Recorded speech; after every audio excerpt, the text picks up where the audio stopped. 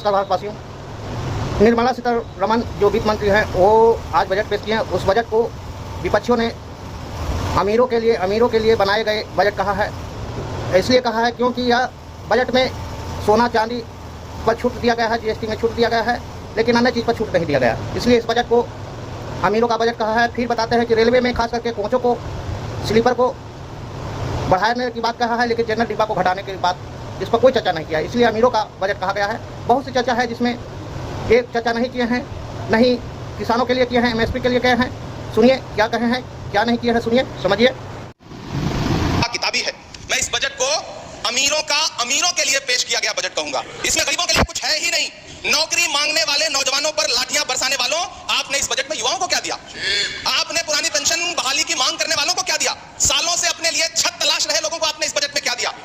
और फिर आपको पूरी उम्मीद है कि पूरा देश आपके इस पेश किए गए बजट पे लाल हो जाए, तालियां पीटे, मंगल गान गाए। कैसे संभव है? मैं सदन में खड़ा होकर के इस बजट पे चर्चा करते हुए कहना चाहता हूं कि इस बजट में फुटपाथ पर रहने वाले, छप्परों में रहने वाले, झुग्गियों में रहने वालों के लिए क्या है, उनके लिए क्या है? जो प्रधानमंत्री के किए गए वायदों की बाट जो रहे हैं, हर साल फरवरी की खूबसूरत सुबह और सजी हुई संसद से बरसते हुए झूठे वायदों की जवाबदेही कौन तय करेगा? कौन बताएगा कि 2022 में प्रधानमंत्री जी जो सबको पक्का मकान देने वाला वायदा किया था उसका क्या हुआ? लोगों के सरों पर छत देने वाले प्रधानमंत्री जी के जुमलों से अलग उन्हें यह क्यों नहीं दिखता कि राज्यों में बैठे हुए उनके नुमाइंदे लोगों के सरों की छतें उजाड़ रहे हैं? उत्तर प्रदेश हो, असम हो, जम्मू कश्मीर हो, मध्य प्रदेश हो, भाजपा शासित राज्यों के बुलडोजर न सिर्फ लोगों के घरों को उजाड़ रहे हैं बल्कि कुचल रहे हैं लोकतंत्र को, संविधान को, अदालतों के मेयार को। मैं आंकड़ों की बाजीगरी से अलग हट करके इस बजट पर एक बात कहना चाहता हूं। आंकड़े तो ऐसे हैं इस बजट के, ये कह रहे हैं 4 करोड़, वित्त मंत्री जी 3 करोड़ कहती है, प्रधानमंत्री जी 4 करोड़ कहते हैं। पहले तो आप इस झूठ में ही आपस में ही सलट लीजिए कि 4 करोड़ सही है या 3 करोड़ सही है। आंकड़े तो ऐसे हैं इस बजट के मैम कि जो सुने वो बस पथराई आंखें लेकर किंग कर्तव्य विमूढ़ हो जाए। लेकिन झील में पानी बरसता है हमारे देश में, झील में पानी बरसता है हमारे देश में, खेत पानी को तरसता है हमारे देश में, जिंदगी का हाल खस्ता है हमारे देश में, दूध महंगा खून सस्ता है हमारे देश में। मैम, रोजगार, महंगाई, किसान, मनरेगा, पेट्रोल डीजल के दाम, गैस सिलेंडर के दाम, फसलों की एमएसपी की गारंटी, इन सब जन सरोकार की बातों से इस बजट का कोई लेना देना नहीं। हमारे ट्रेजरी बेंच के साथी हंगामा कर रहे हैं। मैं तो कहना चाहता हूं, मैं वो एक बार इनके एक नेता एक गांव में गए और उन्होंने गांव में कहा कि गांव वालों आओ, मैं तुम्हारी समस्याएं समाप्त करना चाहता हूं। गांव वाले इकट्ठा हो गए। नेताजी ने गांव वालों से कहा बताओ तुम्हारी 2 समस्याएं बताओ, मैं दोनों समस्याओं का यहीं पे समाधान करूंगा। तो गांव वालों ने कहा साहब हमारी पहली समस्या है कि हमारे यहाँ कोई हॉस्पिटल नहीं है।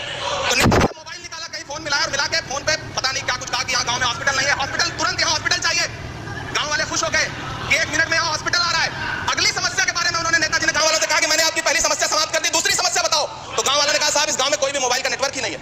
ये है इनके काम करने का तरीका, ये है झूठ बोलने का तरीका। इन्होंने वायदे किए बड़े बड़े, जो 10 साल के इनके वायदे हैं मैं उनके बारे में बात करूंगा। वायदों से ज्यादा इनके नारों पे बात करूंगा। पहला नारा था बहुत हुई महंगाई की मार, अब की बार मोदी सरकार। आइए इस नारे की समीक्षा करते हैं। पेट्रोल, डीजल, गैस, ये तो बड़ी बड़ी बातें। आटा, चावल, दूध, दही, पनीर, छाछ, सब चीज पे जीएसटी। अरे ये फिल्में टैक्स फ्री करने वाले लोग कफन तक पर जीएसटी लगा रहे हैं और ये गरीबों की बात करते हैं। मैम ये सरकार झूठ की सरकार है। ये सरकार के जितने दावे हैं सब खोखले हैं। आज प्रधानमंत्री जी कह रहे थे सबका साथ सबका विकास। ये कैसा सबका साथ सबका विकास है कि मौलाना आजाद नेशनल फेलोशिप आपने बंद कर दी, आपने माइनॉरिटी डिपार्टमेंट का बजट घटा दिया। आप कह रहे हैं सबका साथ सबका विकास, आप बात करते हैं बेटी बचाओ बेटी पढ़ाओ। हमारी आंखें हाथरस से लेकर कठुआ से लेकर के और देश की जंतर मंतर की सड़क वो देख रहे हैं जो हमारी ओलंपिक पदक लाने वाली बेटियों को प्रधानमंत्री की चौखट पे अपना मेडल रख देना पड़ रहा है। इससे शर्मनाक क्या हो सकता है? मैम कृषि विकास दर जो 2014 में 4.6% थी, इस वर्ष गिरकर 1.8 कैसे हो गई? क्यों हर दिन 31 किसान आत्महत्या करने को मजबूर है? ये सरकार उन पर क्यों बात नहीं करती? कीमत तो बहुत बढ़ गई शहरों में धान की, लेकिन विदा ना हो सकी बेटी किसान की। मौका मिला तो लोगों ने कुर्सी के वास्ते तस्वीर ही बिगाड़ दी हिंदुस्तान की और आज बड़ी बड़ी बातें कर रहे हैं। मैं यहाँ पर आपसे खड़ा होकर के मैं अंत में इतना कहना चाह रहा हूं कि वित्त मंत्री जी ने बजट में ट्रेनों के डिब्बे को वंदे भारत कोच में बदलने का एक प्रस्ताव रखा अपने भाषण में। ठीक है, ये सुनने में कानों को बहुत अच्छा लगता है, लेकिन मैम ये सरकार ट्रेनों की सुरक्षा के बुनियादी मुद्दों पर एक शब्द नहीं बोलना चाहती। बालासोर हादसे में घायल हुए लोगों की चिता की राख अभी तक ठंडी नहीं हुई है। वंदे भारत के वीडियो पोस्ट करने वाली ये सरकार कभी भारत की जनरल डिब्बों की, रेलवे के स्लीपर क्लास डिब्बों की वीडियो अगर पोस्ट करे ट्विटर पे तब समझ में आए। बिहार से, इलाहाबाद से, लखनऊ से दिल्ली आने वाली, मुंबई जाने वाली ट्रेनें देख लीजिए, उनकी हालत देख लीजिए, तो आपको लगेगा कि ये वही ट्रेनें हैं। आज स्थिति ये है कि रेलवे स्टेशन तो छोड़िए, रनवे पर खाना खिला रही हैं आपकी प्राइवेट एयरलाइंस। अभी आपने जुर्माना लगाया है, नोटिस दिया है एयरलाइंस को। यह स्थिति आपने करके रख दी है ट्रेनों की, एयरलाइंस की। ऐसे में मैम कागजों पर तो आप कितना भी वंदे भारत और बुलेट ट्रेन सर पर दौड़ा लीजिए, लेकिन असल में भारत की ट्रेनों के डिब्बों की सवारियों की हालत देखने लायक है। अगर सरकार खुली आंखों से उसे देखना चाहे तो देखे और उनकी स्थिति सुधारे। आज अपने प्रधानमंत्री जी ने अपने भाषण में यहाँ खड़े होकर कई बार न्यू मिडिल क्लास की बड़ी चर्चा की, न्यू मिडिल क्लास जनरेट करेंगे। लेकिन मैं तो यहाँ खड़ा होकर के सरकार से कहना चाहता हूं कि न्यू मिडिल क्लास का जुमला अपने पास रखिए। ये बताइए कि जो पुराना मिडिल क्लास है उसके साथ आप कैसा व्यवहार कर रहे हैं। आज उसकी स्थिति क्या है?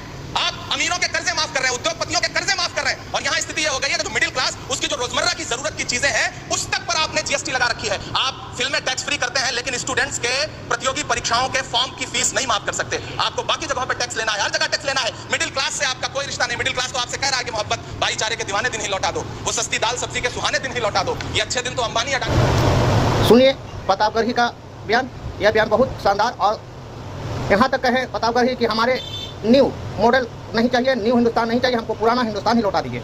ऐसे वीडियो के लिए चैनल को लाइक, सब्सक्राइब एवं बेल आइकॉन घंटी दबाएं। नमस्कार, थैंक्स, धन्यवाद।